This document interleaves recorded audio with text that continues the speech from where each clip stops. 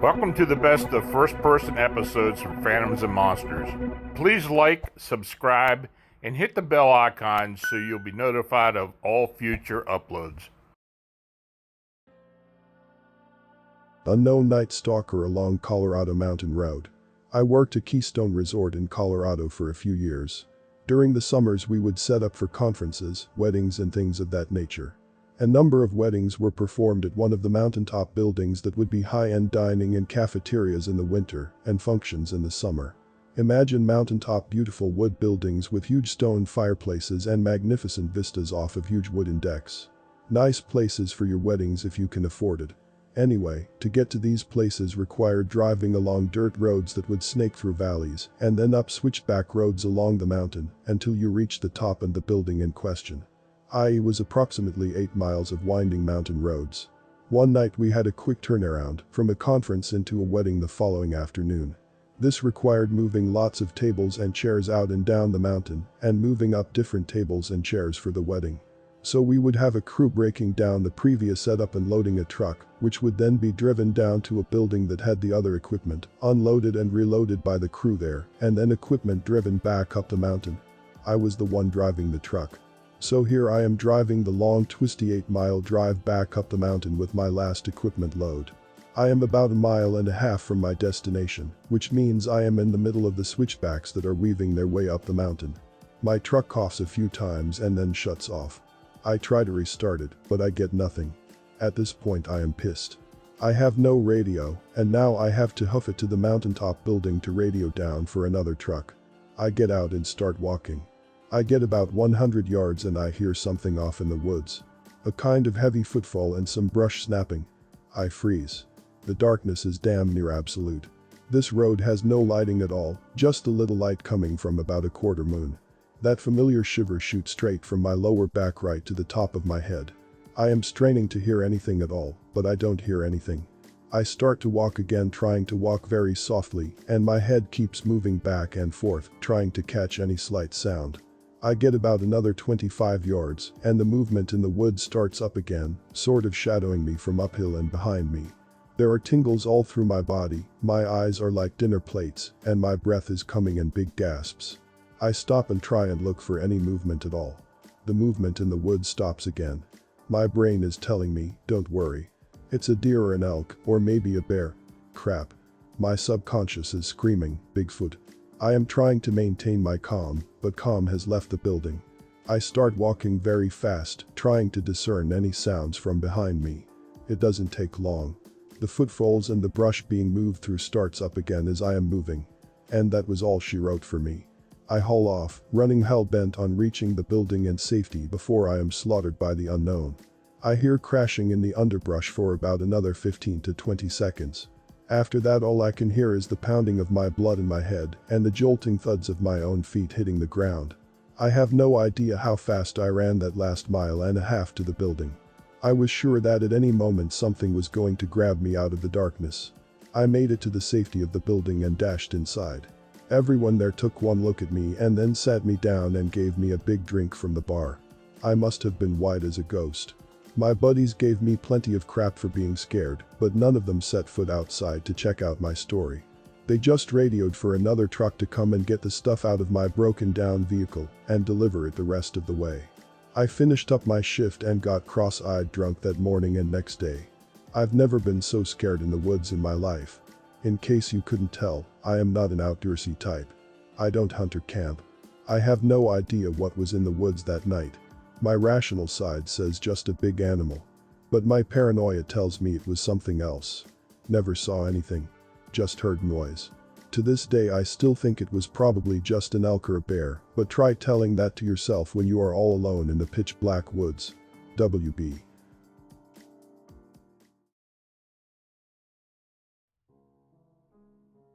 Second possible Bigfoot encounter near Keystone Ski Resort in Colorado. In the winter of 1983, at about 9:30 p.m., while returning from ice skating, on foot across a frozen marsh, my friend and I came across something we could not identify as human or bear or otherwise. We were in Summit County, Colorado, near Keystone Ski Resort. The marsh is situated just south of Highway 6, between Keystone Village, Hotel and Shopping, and the base of the ski mountain. There was a dirt road through it, going from the lodge to the ski mountain, but no shuttle buses were on that road when this occurred. As we descended the small slope, below Highway 6, I saw what appeared to be a man walking parallel to a creek at the bottom of the marsh. There was no path there, so he was walking in snow in the uneven terrain of grass and shrub clumps there. At the bottom of the slope, there was a small bridge over the creek. I saw him cross the road, and then, I did not see him. When we reached the bridge, to my right, there was a creature covered with snow, and initially crouched on all fours beside the semi-frozen creek that ran through the marsh. The creek was always partially running due to warm water runoff at that ski area. The creature had its face to the water and appeared to be drinking from it, not using his hand to scoop water. I thought he might be vomiting, but there were no sounds of retching. I first believed it to be a drunk person on holiday at the resort, and thought we'd better see if we could get him to a warm place, so he would not freeze to death if he passed out. It was probably about 5 or 10 Fahrenheit degrees that night. I began asking, "Are you okay? Do you need some help?" And Laura was asking similar things. Whatever it was, it stood up, like a person.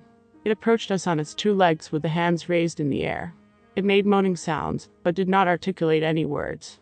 In the light reflected from all the snow round us and a distant, well-lit shuttle stop, neither my friend nor I could tell if it was a human or a bear or some other creature, even from a distance of about 10 feet. Laura was probably 5 feet from it at the closest point. It had hair on its face and head and was just covered in white globs of snow, and thus appeared to be grayish-white in color. It kept coming towards us, but did not reach out or grab one of us, though it was near enough to my friend to do so, since it was about 5 feet from my friend, at its closest to us. It was standing beside the road, initially, so we were on the raised road, about a foot higher than the ground on which it stood. It arced around us to my right, and we turned to continue facing it. It eventually was standing in the middle of the road where we had just come through. I could not tell if it was an animal all of one color, or if it was in a one-piece monotone ski suit, nor could I discern shoes, gloves, hat or boots. I saw no reflection of zippers, if it was a suit. It looked to be between 6 and 7 feet tall when standing on the road. Its movements were awkward, not fluid, but stiff-legged. I did not see the elongated muzzle snout of a bear, which made me doubt it was a bear. I could see a human face surrounded by hair. After several rounds of trying to ask it if it needed help, and receiving moaning grunts, and 3 rounds with my friend, saying, "What is it?" and one of us saying, "I don't know," we decided to run away. I started running, but went back to grab Laura, to get her feet moving. It stood there staring at us. I turned to look back several times, but the creature had only stepped forward a few feet. It did not run after us, but stood there looking at us. We crossed the bridge, heading south. It remained on the north side of the bridge. The next day, I went to look for human or animal tracks in the snow, but did not find anything discernible as a shoe print or an animal paw print. The snow was clearly disturbed where this thing had been on all fours by the creek, but there was nothing else there. To this day, I still do not know what it was, and there were no reports of drunken lost holiday revelers, so if it was human, it made it home okay. Also, it had not smelled of alcohol. Prior to that, I had never heard of Bigfoot reports in the mountains of Colorado, but I did wonder if this is what we saw. In the 1990s, there were reports of Bigfoot sightings in the mountains near Colorado Springs, but that is some 100 miles from where we were. Now, the Bigfoot hotspot of Colorado is near Bailey, which sits on the other side of the Keystone ski mountain, south of where we were. At any rate, we did not cross that marsh again at night with fewer than 4 other people. No one else we knew ever ran across it. To this day, neither of us is sure what we saw there. I submitted a report to Bigfoot Field Researchers Organization, BFRO, but I never was contacted by anyone there. This is info I included in my report to BFRO. It was about 9:30 at night. There was ambient light reflecting off the snow, especially from the bright lights of a shuttle stop about 50 to 70 yards away to our southeast. The marsh, however, had no streetlights or any buildings in it. I have not been back to this area since 1983. At that time, when we walked to the easternmost edge of the ice-skating outdoor pond at Keystone Village, it gave way to a road that ran between the ski mountain and the village. The road was used by shuttle buses, but was only wide enough for one at a time, I think. The road ran east into the marsh area, snaking around a little bit. Just before arriving at the ski mountain shuttle area, the road crossed a little bridge over the creek. I had seen it walking westward along the creek when we were up on the slope heading down to the creek.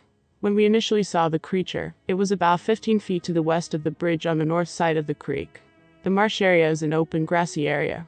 To the north of it is Highway 6, but the marsh was somewhat hidden from the road by tall pines along the road. The marsh ran 250 to 300 yards east to west, and was 50 to 100 yards wide north to south. I think it is a watershed. The creek was more on the southern side of the marsh. It was not always solidly frozen. I think some warm water draining from the ski area kept the creek thawed, even in normally freezing temperatures. On the west end of the marsh was Keystone Village, hotel and shopping. To the east was marsh then buildings related to the ski area. Directly south was the ski mountain and brightly lit shuttle stop, but to the southwest, the marsh met up with the subalpine slopes of the mountainsides. There was no development there, at the time, for some distance. The noteworthy things for me were that it did not smell of alcohol, so I don't think it was a drunk skier. I did not see a protruding snout, so I don't think it was a bear. It was all one color. If it was human, it was wearing all gray-white clothing with no markings, zippers or normal winter accessories, gloves, hat, boots. But I did not see toes, if it was barefoot. I was frightened and wonder if this has made for poor observation on my part. The ski area had many bears, because I often heard tales of folks running into them, especially in the warmer months. Most stories, however, had to do with humans running across them at the dumpsters associated with restaurants around the ski area and on the ski mountain, at the lodge up on top.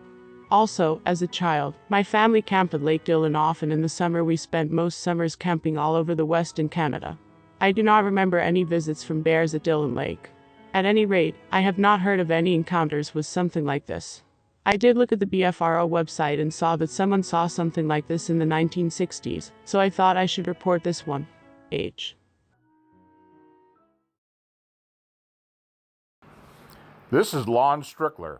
If you like this program, it would help us if you would give it a thumbs up. Then subscribe and click the bell icon so you get notification when we upload new first-person encounters. We have many more to come very soon. And by the way, if you have a suggestion or an experience of your own, please leave a comment.